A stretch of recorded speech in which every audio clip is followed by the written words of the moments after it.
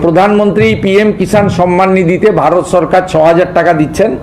আমরা আরো ৩,০০০ টাকা অতিরিক্ত দেওয়ার সিদ্ধান্ত গ্রহণ করেছি। বড় খবর, সমস্ত কৃষকদের জন্য ইতিমধ্যেই একটা বড় খবর নিয়ে চলে এসেছি। কৃষি কল্যাণমূলক প্রকল্প কৃষক বন্ধু এবং পিএম কিষাণ, আপনারা সকলেই জানেন বন্ধুরা, কৃষক বন্ধু সরাসরি বন্ধ কি হয়ে যাচ্ছে। পিএম কিষাণের টাকা বাড়ার কথা বললেন মুখ্যমন্ত্রী শুভেন্দু অধিকারী। হ্যাঁ বন্ধুরা, কৃষক বন্ধু টাকা যারা আপনারা পেতেন তারা সকলেই কিন্তু ডাবল অনুদান অর্থাৎ দ্বিগুণ টাকা একসঙ্গে ব্যাংকে পেতে চলেছেন। কবে পাবেন, কবে থেকে টাকা দেওয়ার কাজ শুরু হবে, টাকা পাওয়ার জন্য কি নতুন করে আবেদন করতে হবে, আবেদন প্রক্রিয়া কবে থেকে শুরু হচ্ছে, সব কিছু কিন্তু আজকের এই বিস্তারিত ভিডিওর মধ্যে আলোচনা করতে চলেছি। এমনকি এটাও জানিয়ে দেবো যে পিএম কিষাণ বা কৃষক বন্ধুর টাকা যেটা আপনারা খুব শীঘ্রই পেতে চলেছেন সেটি কবে নাগাদ আপনাদের অ্যাকাউন্টে ঢুকবে। একই সঙ্গে অনুদান দেবে বলে এবারে কিন্তু মুখ্যমন্ত্রী শুভেন্দু অধিকারীর নির্দেশে সরাসরি জানানো হয়েছে একটি অফিসিয়াল প্রতিবেদনের মারফত। সেই প্রতিবেদনে কি কি জানানো হয়েছে, সকলে কিন্তু টাকা পাবেন না। হ্যাঁ বন্ধুরা, ঠিক শুনেছেন, সকলে টাকা পাচ্ছেন না। কারা কারা টাকা পাওয়া থেকে বঞ্চিত হবেন, ডকুমেন্টের গড়বড় থাকলে কিন্তু টাকা পাওয়া থেকে আপনি বঞ্চিত হতে পারেন।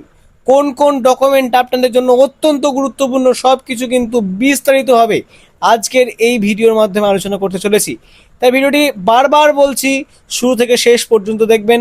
আর এই ভিডিওটি পশ্চিমবঙ্গের কোন জেলা থেকে আপনি দেখছেন অবশ্যই কমেন্ট সেকশনে জানাতে ভুলবেন না। চলুন সরাসরি আজকের ভিডিওর মূল অংশে যাই। বন্ধুরা, হেডলাইনের প্রথম লাইনটি দেখুন, একই সঙ্গে ঢুকবে পিএম কিষাণ ও কৃষক বন্ধুর টাকা। গ্রাম বাংলা জুড়ে জল্পনার মাঝেই তথ্য যাচাই করা প্রশাসন। কি বলছে আপনারা হেডলাইনটি দেখেই কিন্তু অবগত হয়ে যাচ্ছেন টাকা পাওয়ার ক্ষেত্রে কতটি গুরুত্বপূর্ণ এই প্রতিবেদনটি। শেষ পর্যন্ত দেখুন অবশ্যই। নিজস্ব প্রতিবেদক কলকাতা। গ্রাম বাংলার কৃষকদের মধ্যে বর্তমানে কান পাতলেই একটি নতুন আলোচনা শোনা যাচ্ছে। আগামী দিনগুলোতে কি কেন্দ্র এবং রাজ্যের এই দুই মেগা কল্যাণ কৃষক প্রকল্পের টাকা একই দিনে উপভোক্তাদের ব্যাংক অ্যাকাউন্টে ঢুকবে? পিএম কিষাণ ও কৃষক বন্ধু প্রকল্পের আর্থিক সহায়তা একসঙ্গে পাওয়ার সম্ভাবনা নেই। ইতিমধ্যেই চাষিদের মধ্যে প্রবল উৎসাহ এবং কৌতূহল সৃষ্টি হয়েছে। যদিও নবান্ন কিংবা কেন্দ্রের তরফ থেকে সরকারিভাবে এখনো পর্যন্ত এই প্রসঙ্গে কোনো চূড়ান্ত নির্দেশিকা জারি করা হয়নি, তবে প্রশাসনিক মহলে চলমান সাম্প্রতিক তৎপরতায় এই জল্পনাকে ক্রমশ বাড়িয়ে তুলেছে। কৃষি দপ্তর ও প্রশাসনিক সূত্র মারফত জানা যাচ্ছে, সরকারি অনুদান যাতে কোনোভাবেই ভুয়ো বা অযোগ্য উপভোক্তাদের হাতে না পৌঁছায় এবং প্রকৃত চাষিরাই যাতে এই পুরোপুরি সুবিধা লাভ করেন এই প্রকল্পের, তা নিশ্চিত করতে প্রশাসন অত্যন্ত কড়া পদক্ষেপ নিচ্ছে। এই উদ্দেশ্যেই রাজ্য জুড়ে সুবিধাভোগীদের তথ্য পুনরায় যাচাই বা ডিজিটাল ভেরিফিকেশন করার উপর সর্বাধিক গুরুত্ব আরোপ করা হয়েছে। অর্থাৎ যেহেতু অনেক জালিয়াতি অনেক কিছু ঘটছে অনেক প্রকল্পের ক্ষেত্রে, পূর্বের সরকার আপনারা লক্ষ্মীর ভাণ্ডারের ক্ষেত্রেও দেখেছেন যে ভুয়ো অযোগ্য মানুষেরা লক্ষ্মীর ভাণ্ডার কিন্তু গ্রহণ করে এসেছেন, যাতে এইরূপ দুর্নীতি না হয় এবং সকলেই সঠিক প্রমাণ অনুসারে টাকা গ্রহণ করেন। তাই সবার জন্য কিন্তু এই গুরুত্বপূর্ণ আপডেট। স্বচ্ছতা বজায় রাখার জন্যই কিন্তু নতুন করে ডকুমেন্ট ভেরিফিকেশনের কথা বলছে প্রশাসনিক মহল। দেখুন পরবর্তী প্রতিবেদনের পৃষ্ঠায় কি বলা হচ্ছে। দেখুন বন্ধুরা, ওয়াকিবহল মহলের অনুমান, দুই প্রকল্পের মধ্যে সমন্বয় বৃদ্ধি করতেই সরকার এই বিশেষ উদ্যোগ নিয়েছেন। এর ফলে চাষাবাদের মরশুমে কৃষকদের হাতে একবারে বেশ কিছুটা নগদ অর্থ পৌঁছানো সম্ভব হবে এবং তাদের সার, বীজ ও অন্যান্য সরঞ্জাম কেনার ক্ষেত্রে ব্যাপক স্বস্তি যোগাবে। তবে এই জোড়া অনুদান পাওয়ার ক্ষেত্রে কৃষকদের বেশ কয়েকটা বিষয়ে বাড়তি সতর্কতা অবলম্বন করতে হবে। মন দিয়ে শুনবেন।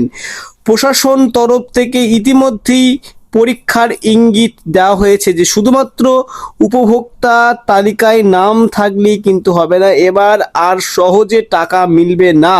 অনুদান পাওয়ার ক্ষেত্রে ব্যাংক অ্যাকাউন্টের সাথে আধার নাম্বার লিঙ্ক করা, আধার লিঙ্কিং, পোর্টালে কেওয়াইসি প্রক্রিয়া সম্পন্ন করা এবং ব্যাংক অ্যাকাউন্টে ডিপিটি বা ডিরেক্ট বেনিফিট ট্রান্সফার সক্রিয় থাকা বর্তমানে কার্যত বাধ্যতামূলক।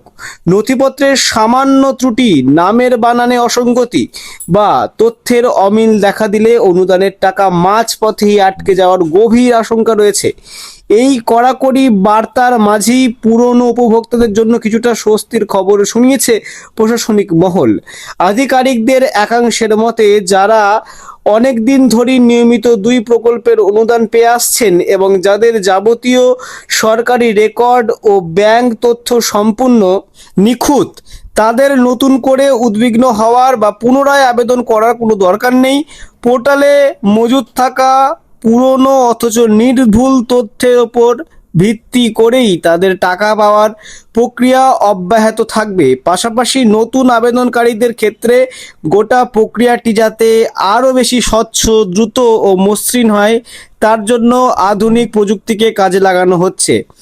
কৃষি বিশেষজ্ঞদের ধারণা, কেন্দ্র ও রাজ্যের এই দুটি গুরুত্বপূর্ণ প্রকল্পের মধ্যে যদি সত্যি এমন সমন্বয় তৈরি করা হয়, তবে বাংলার চাষিদের দীর্ঘমেয়াদী আর্থিক বুনিয়াদ অনেকটাই মজবুত হবে। তবে বর্তমান প্রেক্ষাপটে কৃষকদের প্রধান ও জরুরি কাজ হলো নিজেদের ব্যাংক, আধার এবং জমির রেকর্ড সংক্রান্ত যাবতীয় তথ্য দ্রুত আপডেট রাখা।